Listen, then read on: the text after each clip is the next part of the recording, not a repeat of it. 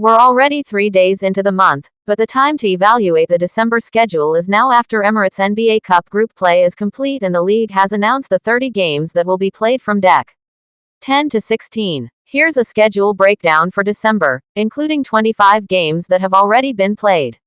Note 1. To calculate the strength of schedule for the 8 teams in the NBA Cup quarterfinals, their second tournament game is imagined as a neutral site game against an opponent that's the average regarding record and where they rank offensively and defensively of the 2 teams they could play in the semifinals. Note 2. A rest advantage game or rest disadvantage game is one where one team played the night before, but the other, the team with the advantage, did not. Teams are 45 to 36.556 in rest advantage games, 24 to 18.571 at home and 21 to 18.538 on the road, through deck 3. Eastern Conference notes. The Hawks have a relatively home-heavy December, 7 or 8 of 12 games at State Farm Arena, but their longest road trip of the season, 6 games over 12 days, begins on deck 29. 3 of their first 4 December games, including Wednesday in Milwaukee, are rest advantage games. The Celtics have the league's most home-heavy December schedule, with 10 of their 14 games at TD Garden. They're currently 2 games into their first stretch of 5 games in 7 days, but after that stretch is complete, only one of their final 9 December games, December 23rd at Orlando, is against a team that currently has a winning record.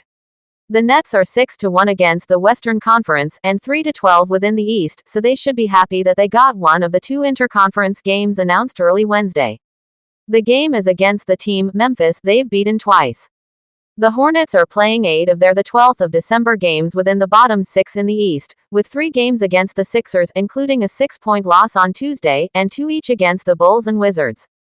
The Bulls are 1-7 against the Western Conference but are playing 11 of their 12th of December games within the East.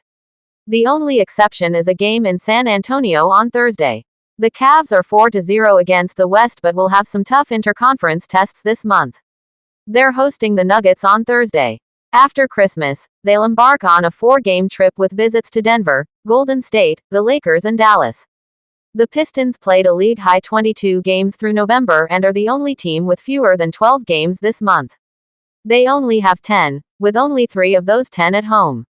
The Pacers have a 7-game road losing streak and have a league-high 10 road games this month, though that includes 2 games losses at Memphis and Toronto already in the books. The Heat have the East's second toughest December schedule in regard to cumulative opponent winning percentage, .577, and they're the only East team with 4 back-to-backs in December.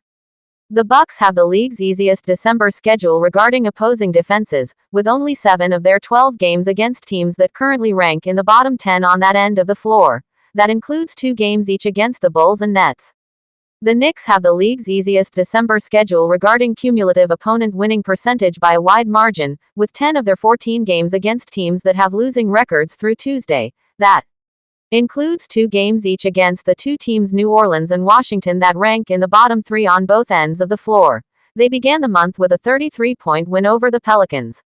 The Magic have the league's longest homestand this month, and it could be even longer.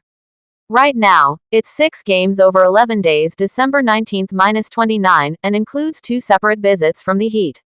But if the Magic and Knicks lose in the NBA Cup quarterfinals, the Knicks would play in Orlando on December 15th, making that a 7-game homestand. The Sixers have 2 6-game road trips this season.